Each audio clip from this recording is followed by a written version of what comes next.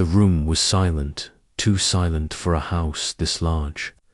Outside, the birds chirped beyond the glass, but inside the grand mansion of Gregory Hartman, not even the ticking of the grandfather clock dared to interrupt his thoughts. He sat in his study, a thin blanket over his knees, eyes locked on an old framed photo of his family. A younger Gregory stood tall in the middle, his wife Elena at his side, 4 children around them: Damien, Julian, Claire, and little Ava, barely 6 at the time. He stared at their smiles. Not one of them felt real to him now.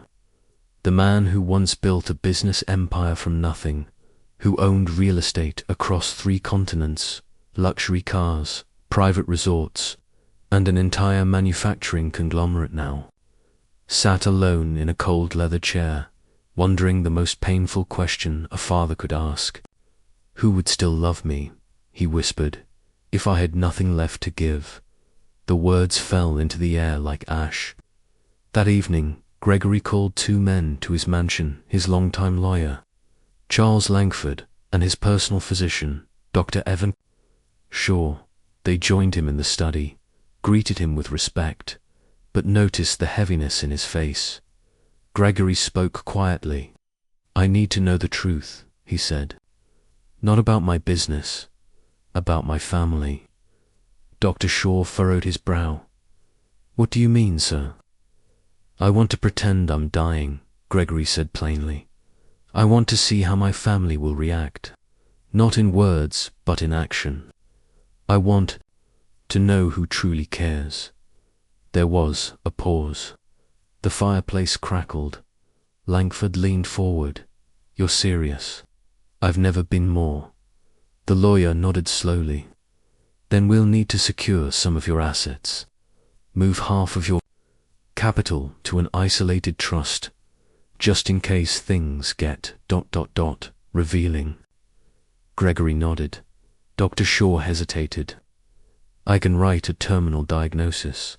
Stage 4 lymphoma. It'll give you 6 months on paper." "No more than 6, Gregory murmured. And so, the plan began. The next morning, a loud cough echoed down the hall, then another. Gregory Hartman, usually brisk and sharp, refused breakfast and stayed in bed, curtains drawn.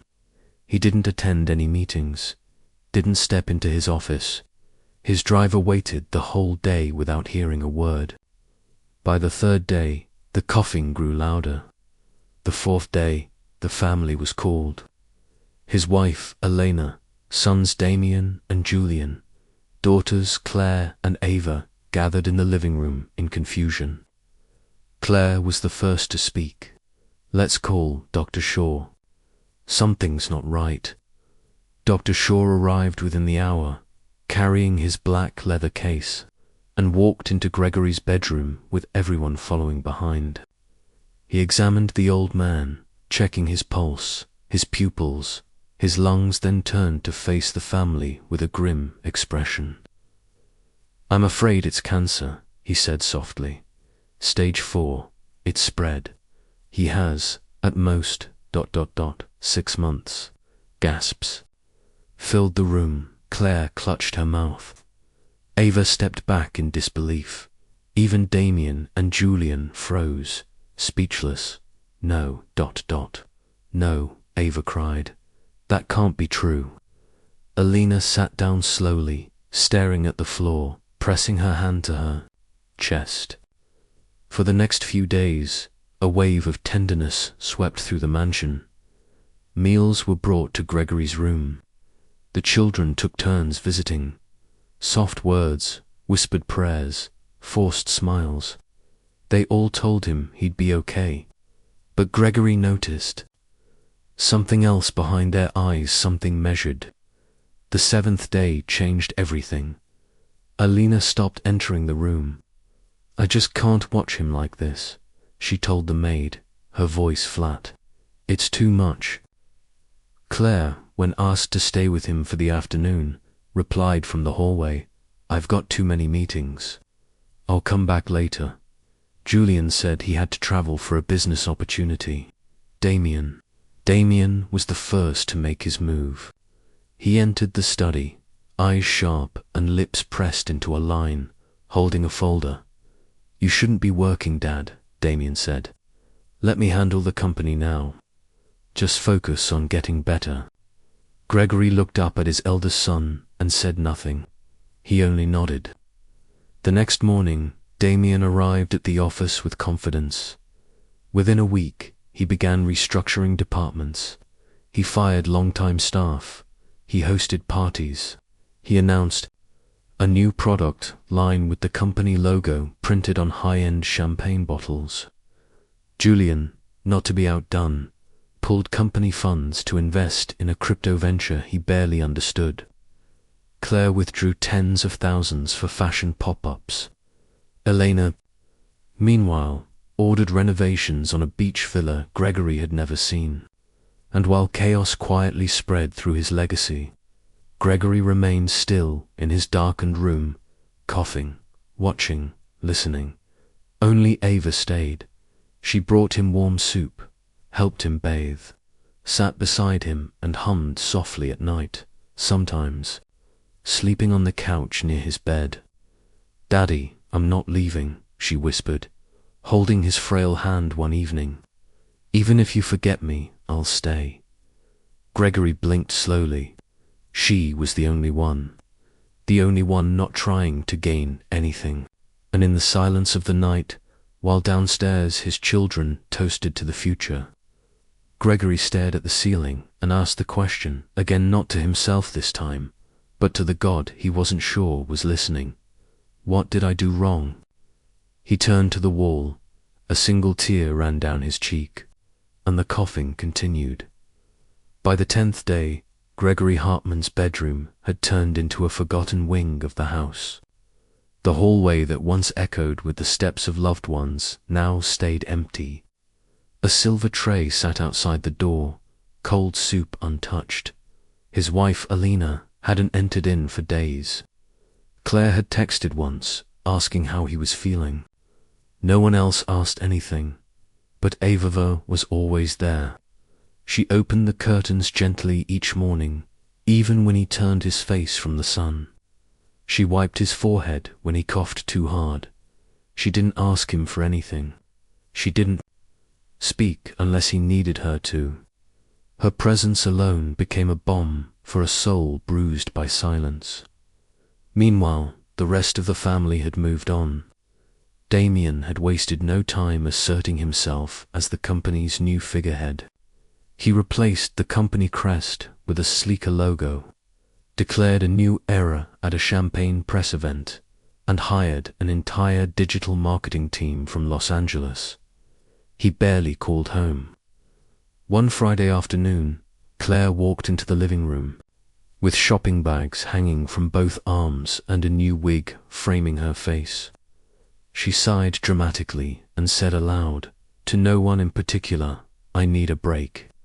All this family drama is exhausting." Julian, lounging in an armchair with his phone, didn't even look up when he replied, "Then go to Marbella. I'll send you crypto later." Claire grinned.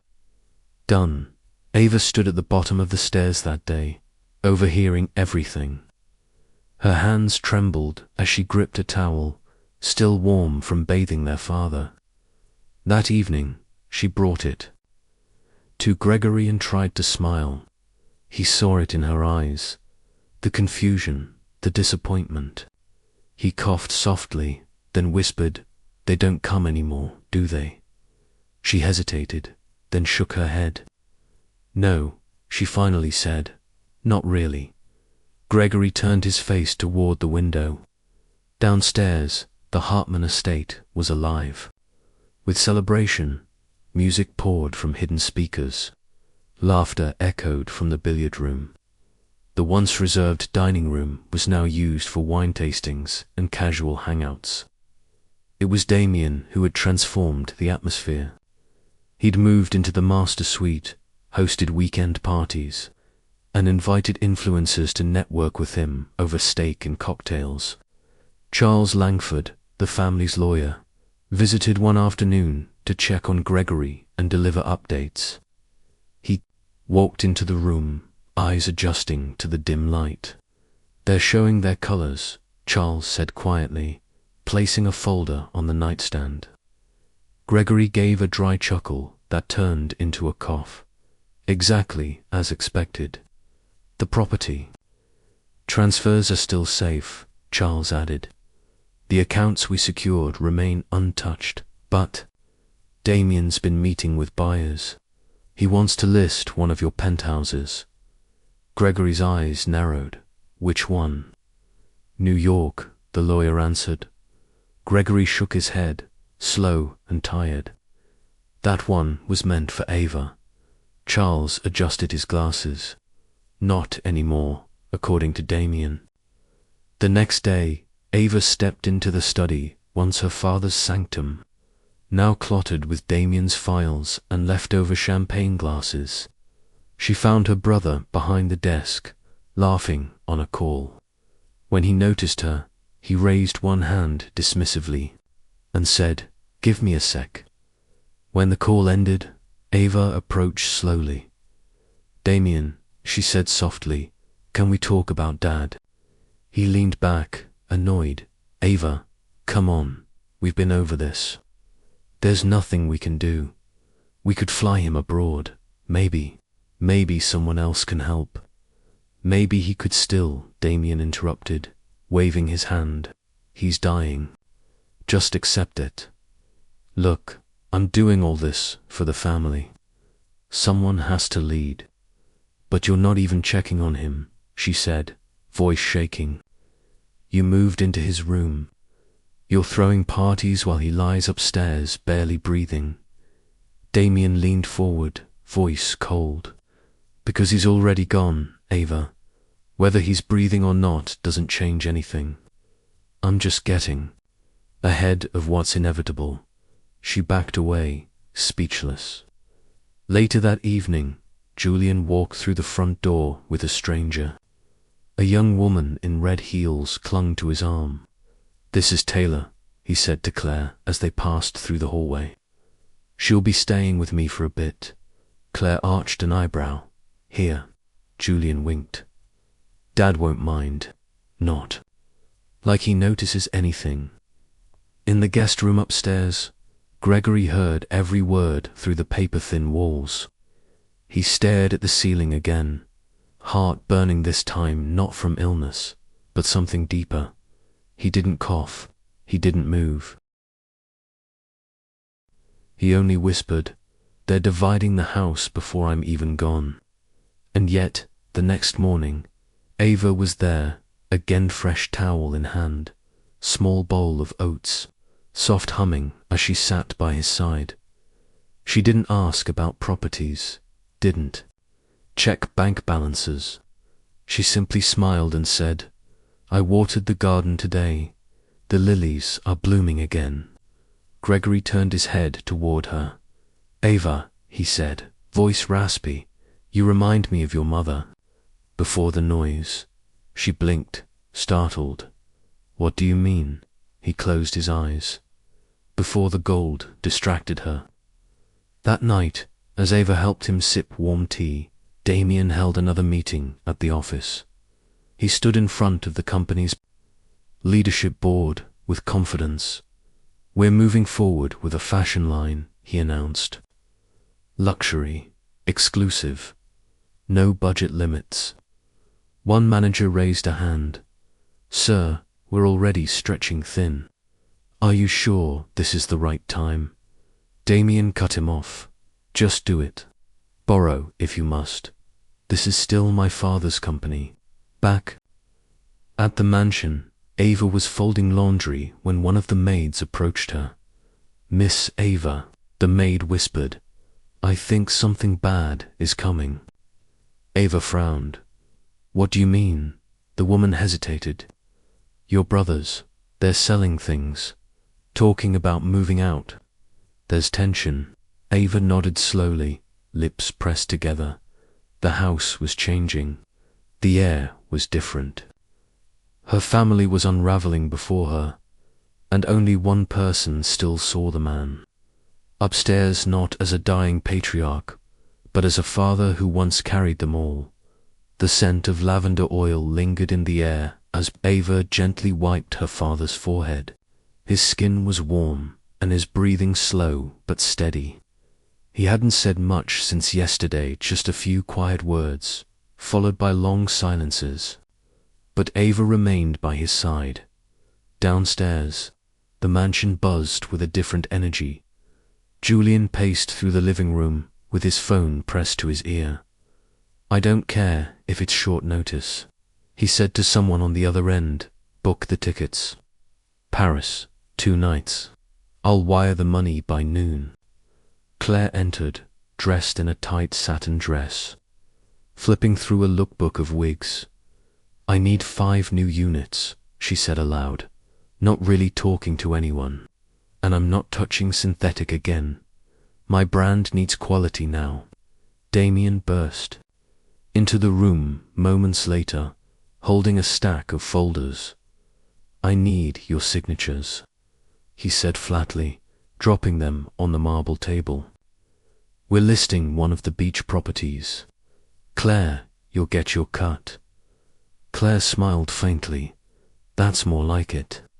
Ava stood quietly at the top of the stairs, hearing everything. That night, she knocked gently on her mother's bedroom door. Alina opened it, dressed in a silk robe, a wine glass in her hand. Ava stepped in, her voice hesitant. "Mum, ... I think we should take Dad abroad." Elena's expression hardened. "To do what?" she asked. "There might still be hope." "We could," Elena cut her off, voice sharp. "Hope? He can barely move. You want us to waste money flying him to a hospital just so he can die there instead of here?" Ava swallowed her words. Alina sipped from her glass. "Be realistic, Ava. We can't throw fortunes into a dead end." "He's not a dead end," Ava said softly, her voice trembling. "He's our father." Alina turned away. "And I'm his wife. Don't lecture me." Ava stepped out quietly, her hands clenched by her sides. The next morning, Gregory lay still in bed, watching light creep through the blinds. Ava sat beside him, rubbing his hands gently with warm oil. She said nothing at first, then whispered, "They want to sell your beach house." Gregory didn't respond, but his eyes flickered. "And Claire? She said she wants her cut." His jaw tightened ever so slightly. Ava reached for the bowl of porridge she'd prepared. "I'll feed you now," she said gently. He opened his mouth, took a spoonful, and coughed lightly. She wiped his chin, careful, patient, never looking away. Meanwhile, at the Hartman Corporation, Damien was in full control. He stood before a digital screen with the words "Hartman Looks" written in gold letters. "Our new luxury fashion brand. Launches in 2 months," he said to his new staff. "Think bold, think global." A man in accounting leaned forward. "Sir, our reserves are low. If we invest this now, we may need to freeze other departments." "Then freeze them," Damien said bluntly. "This is legacy." Back at the mansion, Ava was folding Gregory's shirt when she heard raised voices. From the hallway, she could hear Claire and Julian in the living room. "You didn't tell me you spent that much," Claire was saying. Julian snapped back.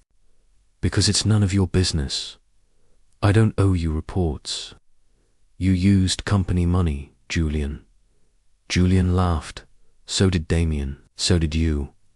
What's the difference? You're out of control, and you're acting like you're clean." The door slammed. Ava came downstairs and found the room empty.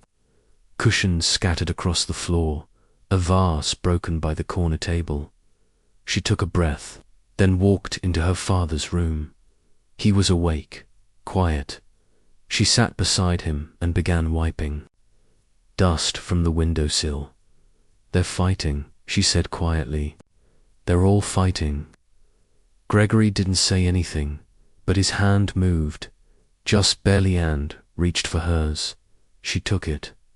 Later that evening, Charles Langford returned to the estate, summoned by a call from Gregory himself.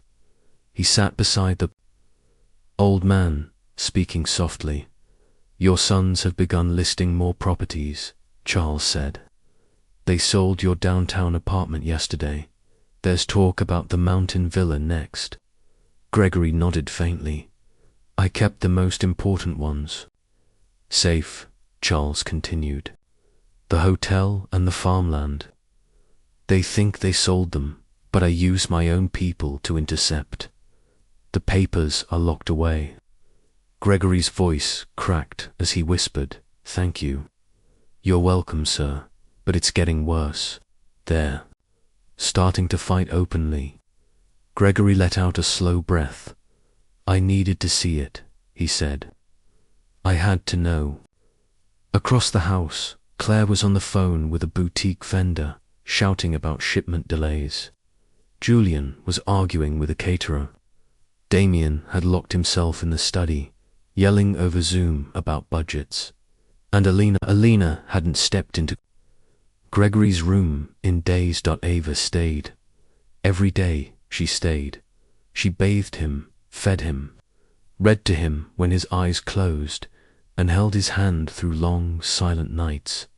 One night, she sat by the bed, humming quietly when he stirred. Ava, he said. Weakly, I'm here, Daddy. His voice was faint. I'm sorry, she shook her head. You don't have to be. They don't love me, ... Not really. Ava wiped his forehead with a warm cloth. I do. Gregory closed his eyes, and for the first time in weeks, he slept without interruption. But while he slept peacefully, the walls of his legacy continued to crack downstairs. The next morning, Ava noticed her father's room was colder than usual. She closed the windows quickly, then covered Gregory with a heavier blanket. He stirred, eyes still closed, and she whispered gently, It's all right, Daddy, I'm here. But outside the bedroom, nothing felt all right. Damien was on the phone in the study, pacing back and forth, his voice sharp. I don't care what it costs, just list it. The penthouse, yes. Start at 15 million and negotiate from there. He paused to listen, then added, If anyone asks, say it's part of estate restructuring. That's all they need to know. Julian entered mid-conversation, tossing his car keys onto the desk. You're selling another property? He asked, crossing his arms. Damien didn't look up. Yes, we need liquidity for the fashion line. The numbers are tight. Julian raised an eyebrow. You realize that's the 4th property in 2 weeks, right? Damien snapped. And who's going to stop me? Dad, he's practically gone. Julian hesitated for a second, then shrugged and walked out. Later that day, Claire burst into the living room with her phone in hand, her voice rising in disbelief. Julian, did you just withdraw 40,000 from the corporate card? Julian didn't bother denying it. It's for marketing. For what? That girl you brought into the house last week. She's a consultant, Julian said, rolling his eyes. Just relax. Claire scoffed. This is insanity. Damien selling properties, you're draining accounts, and Dad's Julian cut her off. Dead weight. That's what he is now. Ava had walked into the room just in time to hear that. Her breath caught in her throat. She stepped forward, voice calm but firm. He's not dead, and he's not weight. Julian turned to her. Ava, please, don't start. You don't talk about him like that, she said. Claire crossed her arms. If you're here to lecture us again, save it. We're doing what needs to be done. Ava's voice trembled. No, You're doing what's easiest." She turned and left before her tears could fall. That evening, as she fed her father a small bowl of soup, she told him softly, "They're selling more of your things." Gregory opened his eyes slowly. "Which ones?" "The penthouse. And I think ... the vineyard too." He blinked hard, but said nothing. Across town, Charles Langford received a late-night call. "Julian just listed the hotel." The voice on the other end said, "He wants a quick sale. He thinks no one will notice." Langford sat up. "Intercept it. Use my buyers. Keep it out of their hands." "Yes, sir." 2 days later, Julian sat in a sleek downtown office with a real estate agent. "Wire the deposit," Julian said, sliding the signed documents across the table. "The rest can come next week." As he walked out, he smiled to himself, unaware that the buyers were Charles's trusted clients. The hotel never left the family. The deed was already locked in a safe at Langford's law firm. At the mansion, the tension only grew worse.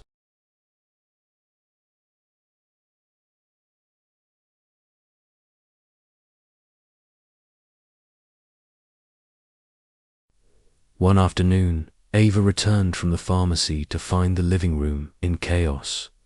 Claire was shouting at Julian, waving a document in his face. "You sold Dad's land. That plot was supposed to be mine." Julian shot back, "I needed the cash." "You snooze, you lose." Claire screamed, "You greedy, selfish." Julian slapped her. A gasp filled the room. Claire, stunned, slapped him back. They grabbed each other's clothes, screaming, shoving. A maid ran to the hallway and yelled, "Miss Ava, please come quickly." Ava ran in and found them tangled, shouting, the room in disarray. "What is wrong with you two?" she cried out. Rushing between them, Julian backed off. Claire pointed at him, still panting. "He sold my inheritance." Ava shouted, "Dad is still alive." Julian muttered, "Barely." Ava looked at him, tears rising fast. "Then let him die in peace, not surrounded by monsters." They all fell silent. Upstairs, Gregory lay still, the cough in his throat no longer staged. For a moment, it was real, not from sickness, but from the weight of heartbreak. That evening, Langford returned for a quiet visit. He stepped into the bedroom where Ava was folding blankets. Gregory opened his eyes when he heard the door close. Langford sat beside the bed and spoke gently. "Sir, it's worse than we thought. Julian sold the hotel and one of the lands, but I stopped strangers from buying them. They belong to you again." Gregory gave a weak nod. "Thank you," he whispered. Langford added, "Your family is falling apart." Gregory stared at the ceiling. "Them," he said. A pause followed. "They've shown me who they are," he continued, "when they thought I was gone." Langford placed a comforting hand on his shoulder. "You still have Ava." Gregory nodded faintly. "She's the only one." That same night, down in the living room, Damien returned from a late meeting and threw his jacket on the couch. Julian was already there, watching television. "You sold the hotel," Damien said flatly. Julian didn't flinch. "And you've sold 4 houses. Don't act holy." That hotel was different. Julian stood up. "What are you going to do? Hit me?" Damien stepped closer. "I just might." Julian shoved him first. Damien responded with a punch. The two crashed into the coffee table, knocking over glassware. And lamps. Claire ran in, screaming, "You two are insane." Ava entered last.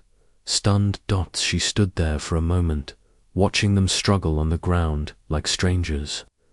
Then she shouted over them, voice breaking. Why is there no peace in this house? Why are you all acting like Dad is already dead?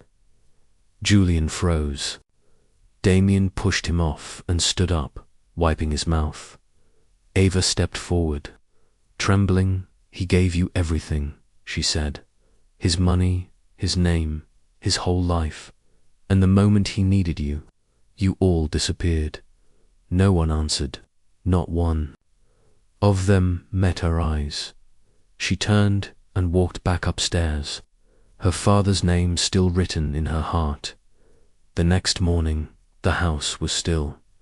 A shattered lamp lay untouched in the corner. One of the staff quietly picked up shards of glass without speaking. Ava walked past them with a tray of warm tea, her footsteps light, her eyes tired. She pushed the bedroom door open gently and whispered, "Good morning, Daddy."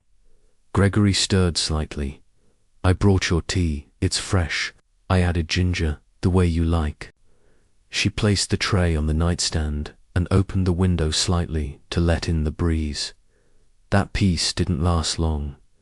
Later that afternoon, Alina climbed the stairs, high heels clacking against the polished wood. She stopped outside Gregory's room, sniffed the air sharply, then pushed the door open. The smell of medicinal oils and stale air hit her nose. Alina grimaced and said loudly, "This room stinks like death." Ava turned around, startled. "Mom, please." But Alina stepped inside anyway, waving her hand in front of her face. "I can't even breathe in here. It smells like someone already died." Gregory shifted slightly under the covers. His eyes opened, slow and disappointed. Alina looked at him and said, "You're only sick, not dead. Get someone to clean this place up. Open a window. We shouldn't have to suffer just because you're unwell." She clapped her hands twice, calling out, "Driver, security." Ava stood up immediately, stepping between her mother and the bed. "Mummy, what are you doing?" Alina pointed toward the door. "From now on, he's moving to the guest room. This is no longer fit for anyone, not even him." "You can't do that," Ava said, voice trembling. "This is his room." "I'm still his wife," Alina snapped. "I decide what happens in this house." Two guards appeared in the hallway, looking confused. "Carry him," Alina ordered. "Take him to the guest room, now," Ava shouted. "Don't touch my father." Gregory didn't move. He simply looked away from all of them, not resisting, not objecting. He let them lift him, weak in body but burning in spirit. As they carried him down the hall, Ava walked beside them silently, eyes fixed forward, refusing to cry. That night, the mansion was quiet again. Gregory lay in a new bed in the guest room, smaller and colder than the last. Ava tucked him in gently and said softly, "I'm sorry, Daddy. I didn't stop them." Gregory blinked but didn't speak. His heart felt heavier than his bones. The next day, chaos returned. At the Hartman Corporation, reports came in from every department. Missed deadlines, suppliers not paid, high turnover, loyal clients pulling contracts. The new luxury line, Hartman Lux, wasn't gaining traction. In a conference room filled with tension, Damien slammed his hand on the table. "What do you mean we've sold less than 5% of stock?" The marketing director hesitated. "Sir, the designs are overpriced, and the reviews fire the entire marketing team," Damien barked. "Get new people." A financial advisor leaned forward carefully. "Sir, we don't have enough in the accounts to meet next month's payroll." Damien stood there, speechless. Later that day, he drove home with one plan in mind. In the mansion living room, Claire was watching TV when he walked in. "I've decided we're selling the Sun Grand Hotel," Damien announced. Claire blinked slowly. The one Julian already sold. Damien froze. What? She turned to face him. Yeah, that's what he said. Sold it 2 weeks ago. Ask your brilliant little brother. Damien clenched his fists. Where is he? Julian came downstairs moments later, holding a protein shake. Damien shouted, You sold the Sunvale Grand without telling anyone. Julian shrugged. We needed the money. You were too busy playing fashion designer. Alina walked into the room, sipping wine. Is this about that hotel? Can we please not start another argument? Damien turned to her. Mum, do you even care that he's selling off Dad's legacy? Alina raised an eyebrow. Did you care when you fired half the staff and threw parties in the boardroom? Damien stepped closer. That hotel was meant to be part of the company's spine. You don't just sell it off. Julian rolled his eyes. Then you shouldn't have left the books open for me. In the middle of the shouting match, Ava entered with a small bag of herbs. She stopped when she saw them all. Not again, she said under her breath. Claire threw her hands in the air. Your brothers are at it again, selling everything your precious daddy ever built. Ava walked slowly to the center of the room and said in a low voice, Stop. Damien turned to her. What? Stop this, Ava repeated. Why are you fighting over things when our father is still alive?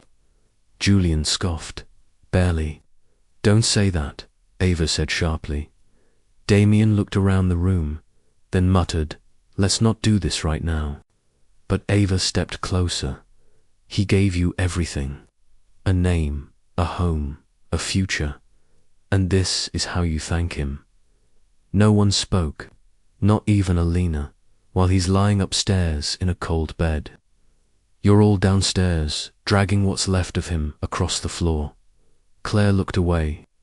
Julian stared at the wall. Damien clenched his jaw without waiting for a reply. Ava turned and walked upstairs. That night, she sat beside Gregory once again, wiping his hands, feeding him small spoonfuls of warm broth. He looked up at her with tired eyes. You should leave this place, he said, voice low. Ava shook her head. Never. You don't deserve this. She smiled faintly. Neither do you.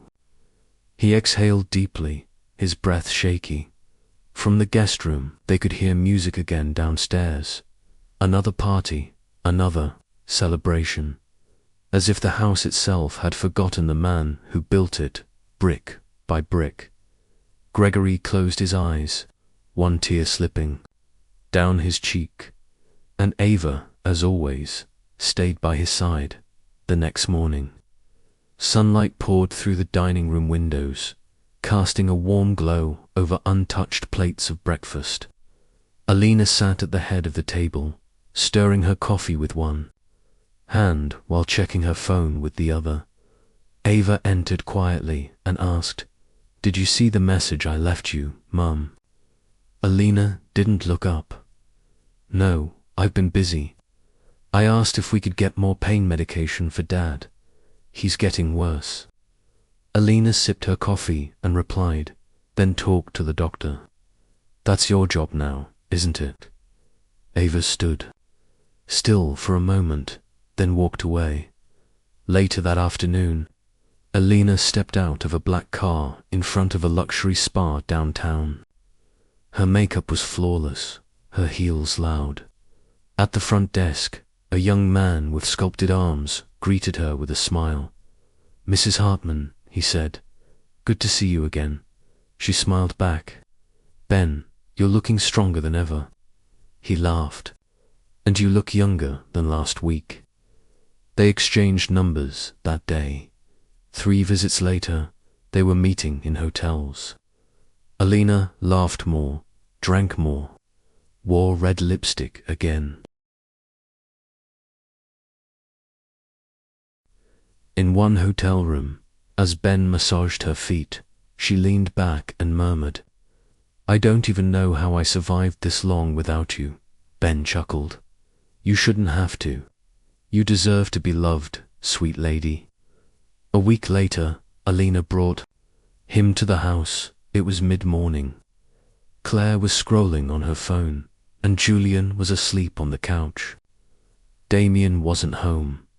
Alina walked in with Ben by her side, carrying a small black leather bag. "Everyone, meet Ben," she announced, placing a hand on his shoulder. "He's our new personal driver." Claire blinked twice and said slowly, "Mum, ... we already have a driver." Alina waved her hand. "Yes, but Ben will be mine. He'll take me wherever I need to go, personally." Julian raised his eyebrows, glanced at Ben, then looked back at his mother. "Right." Alina turned to the housekeeper. "Give him a room in the guest quarters. He starts today. Any questions?" No one responded, but tension swirled in the air like smoke. That night, Ava returned from a pharmacy run and noticed something strange. The main lights were off, but a dim glow came from the backyard. Curious, she walked past the kitchen, through the side door, and toward the boys' quarters. As she got closer, she heard whispers and soft giggling. She paused, then came a moan, quick, low, followed by Elena's voice. Unmistakable, playful, and breathy. Ava's heart pounded. Her breath caught in her throat. She stepped closer and pushed the door open, and there it was. Alina sat on Ben's lap, her blouse half unbuttoned, her lipstick smeared. Ben was shirtless, whispering something into her ear. Ava gasped, her voice sharp and trembling. "Mum." Alina froze. Ben jumped, grabbing his shirt. "Mama," Ava said again, louder now, the pain cracking through her words.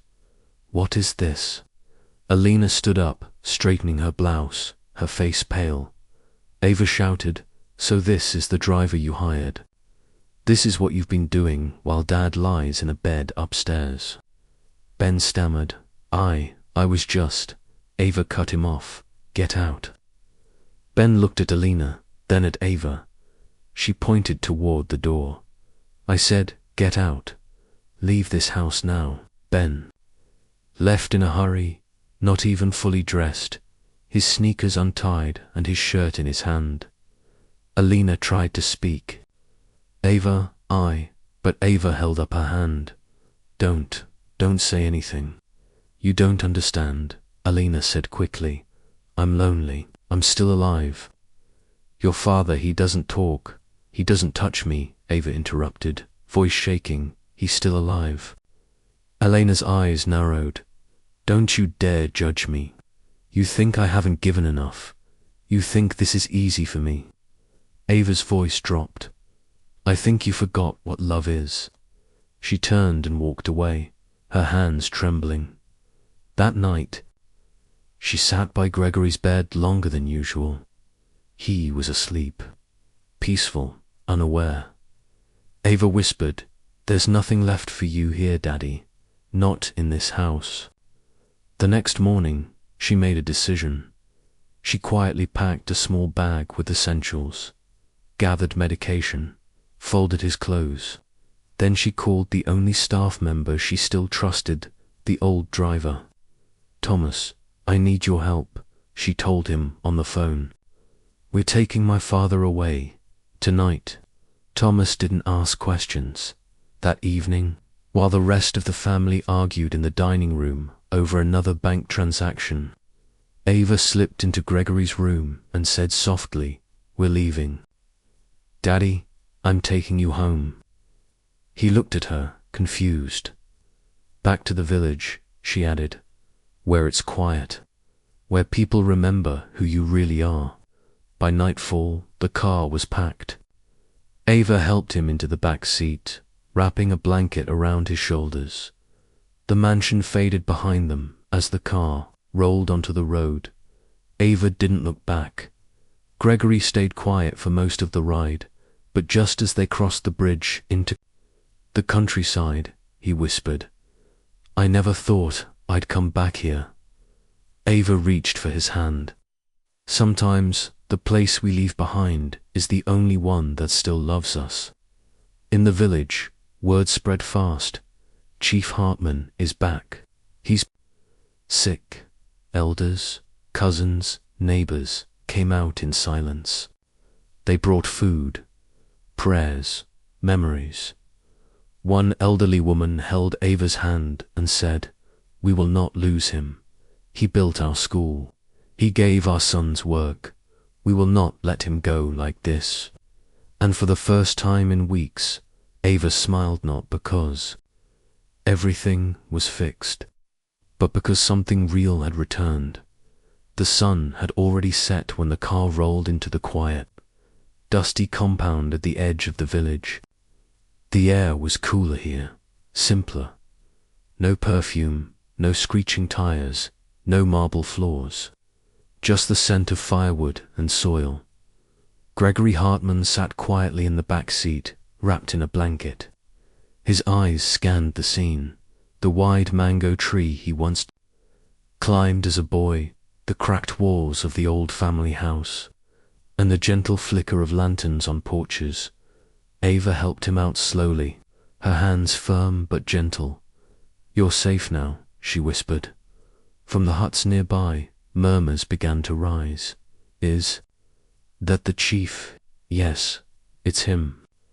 Neighbors appeared from doorways, holding fruits, jugs of water, and small bowls of soup. Elders arrived first, walking slowly with their staffs. Then the younger villagers came too, standing at a respectful distance. An older man with grey hair and kind eyes stepped forward. "Chief Hartman, welcome home." Gregory nodded faintly, too tired to speak, but the gratitude was in his eyes. That night, Ava laid him on a simple mattress inside the old house where he was born. The walls were bare, the ceiling creaked, but the air was full of peace. The next morning, word had spread to every corner of the village. Chief Gregory was back, and he was sick. A young man ran to fetch a well-known herbalist from the next town. They said his roots cured what even city hospitals couldn't. When he arrived, the villagers stepped aside. He was tall, dark-skinned, wearing a tunic, with white chalk on his face and a leather bag over his shoulder. Inside the room, the herbalist knelt beside Gregory. "I've heard your name for years," he said quietly. "Now I see your face." Gregory looked at him weakly. "You're here to heal me." The man opened his bag, revealing bundles of leaves, bottles of oil, and strange brown powders. "I came to see what's broken," the herbalist replied. He examined Gregory for several minutes, checked his breath, pulse, skin. Then he sat back and studied him in silence. "You're not dying," the herbalist said calmly. Gregory didn't answer. The man leaned closer. "You're not sick." A long pause followed. Then, finally, Gregory spoke. "No, I'm not." The herbalist looked him in the eye. "Then why are you here?" Gregory exhaled slowly. "Because I needed to know who truly loved me. I pretended to be dying. I wanted to see if my family would still care for me, if there was nothing left to take." The herbalist nodded slowly. Gregory continued, voice trembling. "I gave them everything, a home, education, luxury, but the moment they thought I had no more to give, they vanished. They started selling what I built, fighting. My wife brought another man into the house." The herbalist didn't interrupt. He let the silence hold the weight of every word. Gregory looked at the ceiling. Only Ava stayed. She fed me, bathed me, cried for me. She took me from that house and brought me here. The herbalist placed a hand gently on Gregory's shoulder. "You're not broken in body," he said, "only in soul." Gregory turned to him. "Let me say something you already know," the herbalist continued. "You are a man of wisdom, most feared death. But you used the idea of death as a mirror, and what you saw has scarred you." Gregory blinked. "But," the man added, "you are not alone." He pointed toward the door, where Ava was standing with a bowl of hot porridge. "You still have one true seed, a daughter who remembers who you aren't for what you gave, but for what you mean." Later that evening, Gregory sat under the mango tree with a thick wrapper around his shoulders. Villagers gathered nearby, keeping a quiet distance, some whispering prayers, others simply watching. An elder woman approached Ava and said, "Your father built our clinic. He paid for my grandson's surgery. We haven't forgotten. We're with you." Ava bowed her head gently. That night, as crickets sang and the fire cracked in the corner of the compound, Ava placed the bowl of porridge beside her father and said softly, "You haven't eaten all day." He looked at her with tired eyes. "Sit down, my daughter." She obeyed. "There's something I have to tell you," Gregory said, his voice a whisper against the wind. Ava leaned in, worried. "What is it?" He hesitated, then said, "I was never sick." Ava blinked. "What? I don't have cancer. I never did. It was all a test. I asked Dr. Shaw to lie. I asked Charles to hide the assets." She sat frozen, her mind racing. "Had to know," Gregory continued. "If I couldn't walk, if I couldn't speak, if I couldn't give money anymore, would they still stay?" He paused, then added, "Only you did." Ava's lips parted, but no words came. "I saw everything," he said. "Your siblings, your mother. I watched them betray me while I lay in bed, pretending to die." Ava finally whispered, "All this time?" He nodded. She looked down, at her hands, then up at him. "Why didn't you tell me?" "Because if I told you, it wouldn't be a test," Gregory said. For a long moment, they said nothing. The wind rustled the leaves above them. Then Ava reached out and took his hand. "You don't have to test me, Daddy," she said quietly. "I would have stayed anyway."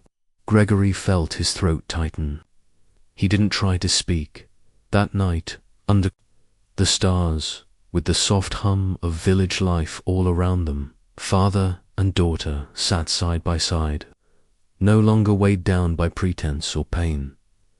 In the quiet, something shifted. A heaviness lifted. And for the first time since the game began, Gregory Hartman felt peace. The next morning, the sun rose slowly behind the hills, casting long orange streaks across the compound. Roosters crowed, and villagers began their daily routines. But inside the small village house, Gregory Hartman was already dressed. He stood, without help, adjusting the cuffs of a clean native shirt Ava had laid out for him. Ava entered, carrying a small suitcase. She paused when she saw him on his feet. "You're standing," she said softly, half in awe. Gregory smiled faintly. Time to stop hiding. Outside, a small crowd had gathered. Elders, cousins, even children, each of them offering small farewells as Ava helped her father into the car.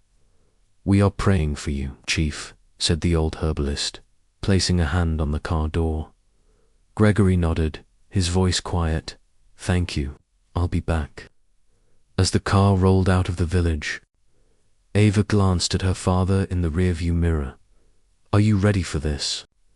He didn't answer immediately. Then he said, "I was born ready, but I wasn't ready to be hurt by my own blood. That's what broke me." not age. The drive back to the city took 4 hours. At the mansion gates, the security guards nearly dropped their radios. One of them stood frozen as the black SUV pulled in. Gregory stepped out slowly, no walker, no cane, no assistance. The guards stared at him in disbelief. Chief, ... Sir, ... You're... Gregory didn't wait for them to finish. He walked past them, steady and silent, inside the mansion. Claire was sprawled across the couch, scrolling on her phone with one hand and eating strawberries with the other. The front door creaked open. She looked up, expecting a delivery or staff. When she saw him, her eyes widened. Her phone slipped from her hand. "Daddy," she gasped, rising from the couch. Gregory stepped into the room like a returning king. "You're walking. You're not coughing. ... You're..." She, STAMMERED. Julian came down the stairs with his headphones on. He pulled them off when he saw her expression. "What's wrong now?" Claire pointed silently. Julian turned toward the door and froze. Gregory stood there, hands at his sides, looking right at him. Julian muttered, "Is this real?" A wine bottle dropped in the hallway. Damien stepped out from the kitchen, holding the broken neck.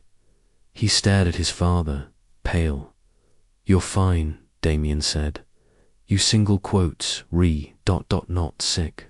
Gregory looked at each of them, then said calmly, "Good afternoon."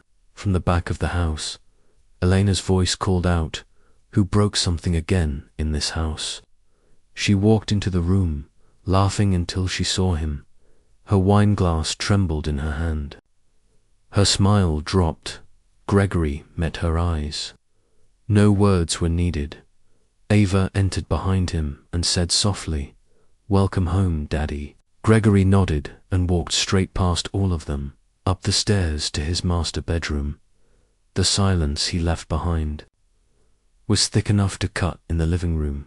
Claire whispered, How is this possible?" Julian looked to Ava. "What did you do? What kind of treatment is this?" Damien stepped forward. "The doctor said he had 6 months. That was 2 months ago. How is he walking around like nothing happened?" Ava replied without flinching, "I didn't perform a miracle. I just gave our father what he really needed: love, care, and peace." She paused, then added, "Any other questions, you can ask him yourselves." She walked upstairs, leaving them in stunned silence. That night, in the quiet of his bedroom, Gregory opened a drawer and pulled out a small black device. He plugged it into a monitor. Footage began to play, video recordings from multiple cameras inside the old bedroom. Moments of betrayal, silence, neglect, all captured. He sat watching quietly, face unreadable. Then he opened the box beneath his bed and pulled out 2 more drives, one from the hallway, one from the guest quarters. Every corner of his own house had revealed the truth. He picked up his phone and dialed a number. When the line connected, he said, "Charles, come to the house tomorrow morning. Bring every document I gave you. It's time." The next morning, the entire family sat in the living room like schoolchildren, waiting for punishment. Claire crossed her arms. Julian tapped his fingers on the armrest. Damien leaned forward, breathing hard. Alina stood in the corner, arms folded, eyes darting. Charles Langford entered with a leather folder and a calm face. Gregory came in last. He stood tall, cleared his throat, and said, "I've already explained everything to Mr. Langford. Now I'll tell the rest of you." He paused, making sure each of them looked him in the eye. "I never had cancer. I was never dying. It was all a test." A gasp echoed through the room. Gregory continued, "A test of love, of loyalty, of truth. I wanted to see who you were without the wealth, without the power, and now I know." He turned to Damien first. "You fired the workers who built our company, threw parties with company funds, sold my house, my SUV. You burned what I spent 40 years building." Damien whispered, "I didn't know you were watching." "That's the problem," Gregory replied. He turned to Julian. "You sold my hotel, my land. You smiled while doing it. The hotel was meant for you, but you sold your inheritance with your own hands. You have the money. Now go, find your own way. You are no longer part of this company." Julian slumped in his seat, face pale. Gregory faced Claire next. "You tried to sell what wasn't yours. You demanded your cut of land I hadn't even released. From today, you get nothing unless you earn it. Show me who you are, and maybe I will trust you again." Claire bowed her head, saying nothing. Then Gregory turned to Alina. His voice was cold.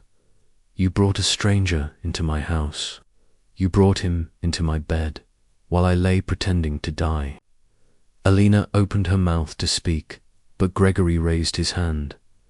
"You have 24 hours to leave this house. You are no longer my wife. Security will escort you out.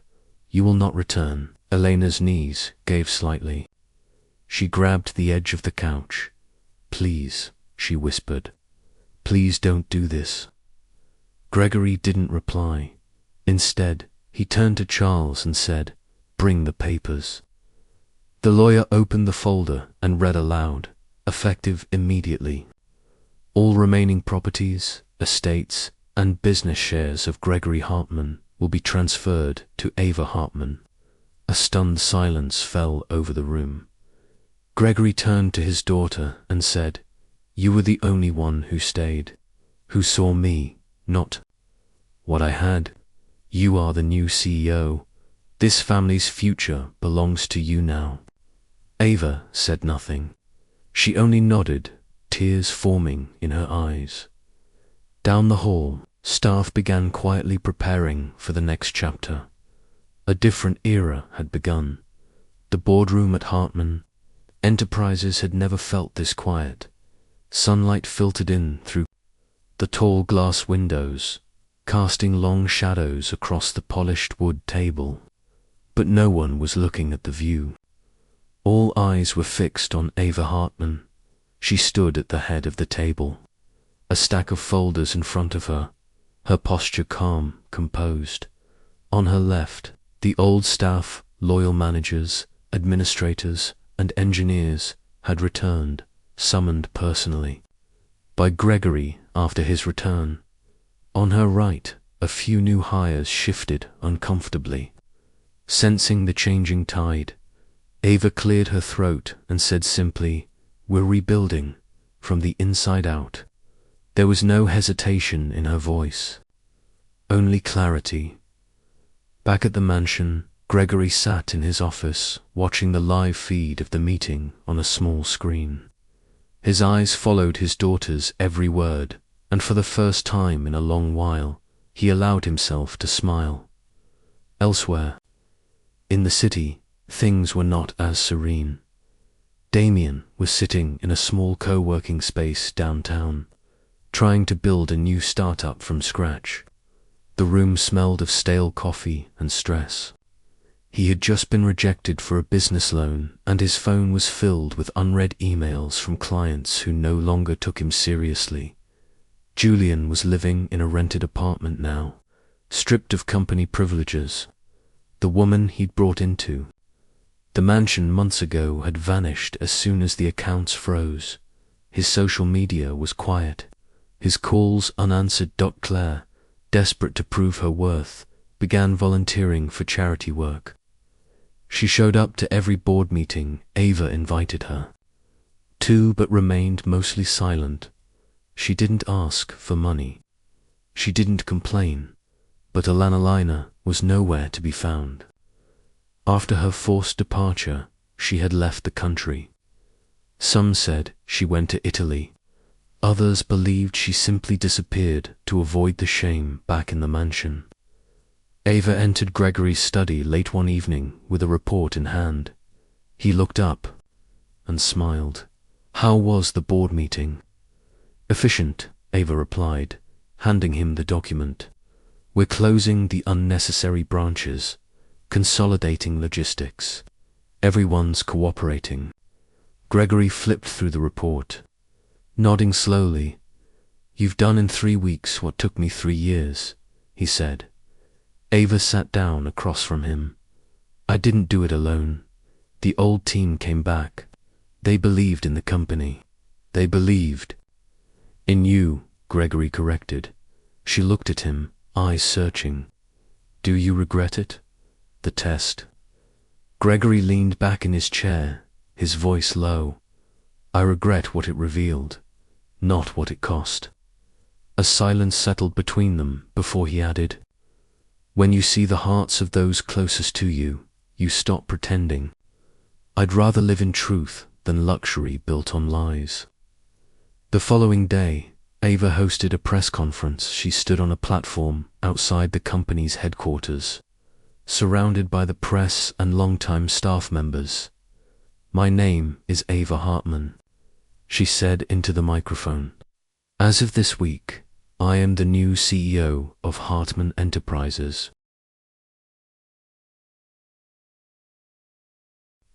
This company was built by my father's hands, and now I will carry that vision forward." Applause filled the courtyard. Inside the crowd, Mr. Charles Langford stood watching, his arms crossed, eyes full of quiet pride. Back at the mansion, Gregory sat in his reading chair, listening to the broadcast on a small radio. He closed his eyes and whispered, "She's doing it. She's really doing it." Over the next few months, Hartman Enterprises flourished under Ava's leadership. New branches opened, old partnerships were rekindled.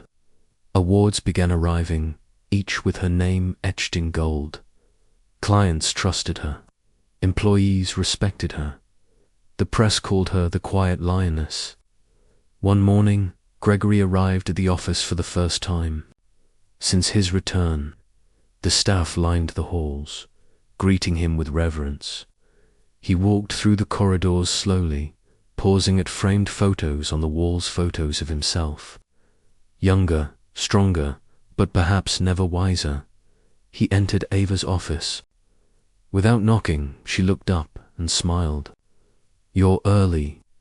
He walked to her desk, sat down opposite her, and said, "I missed this place."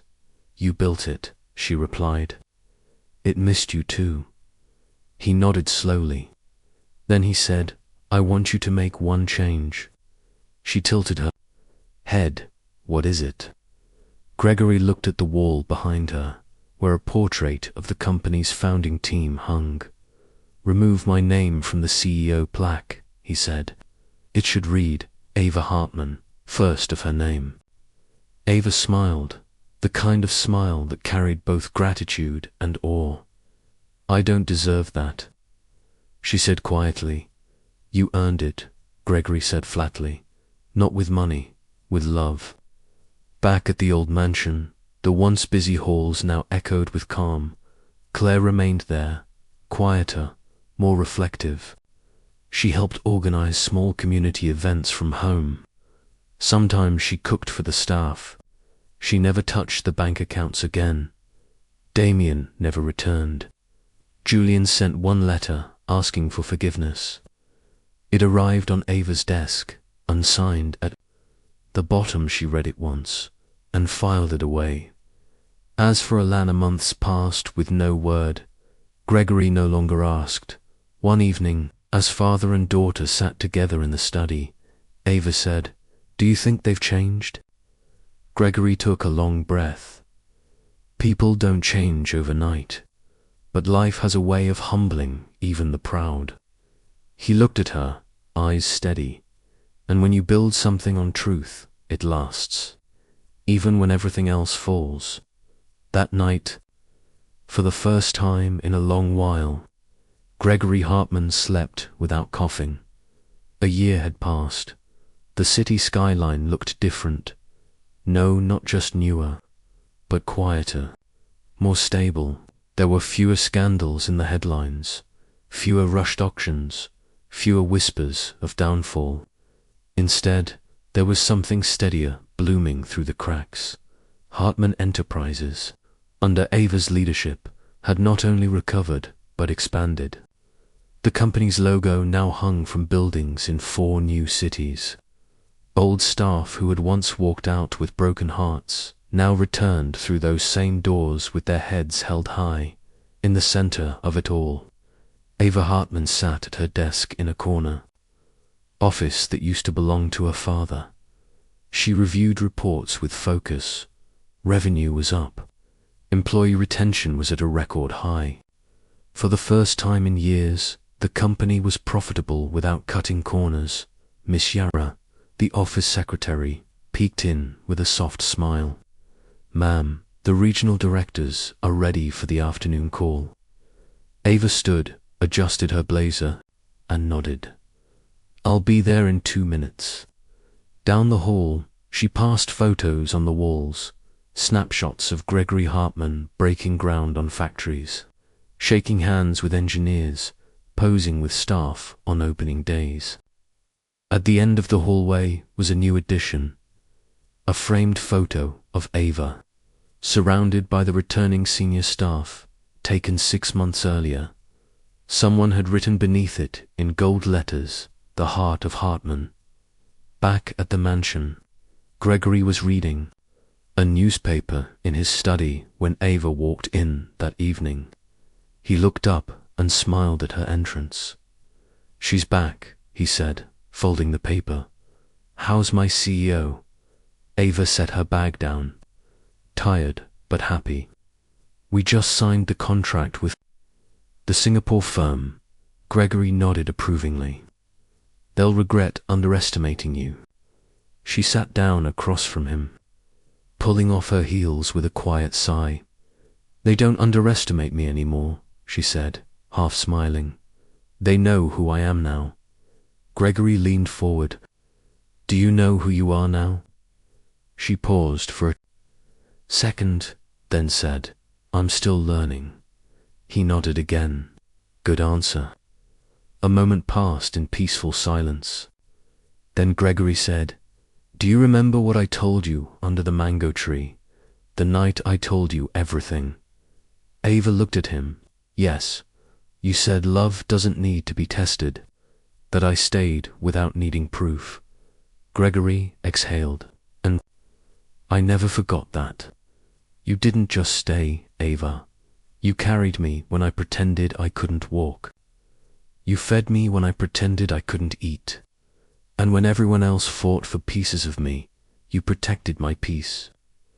Ava looked down, her voice quiet. "I didn't do it for a reward." "I know," he said. "That's what makes you worthy of one." Later that week, a small private event was held at the company's flagship office.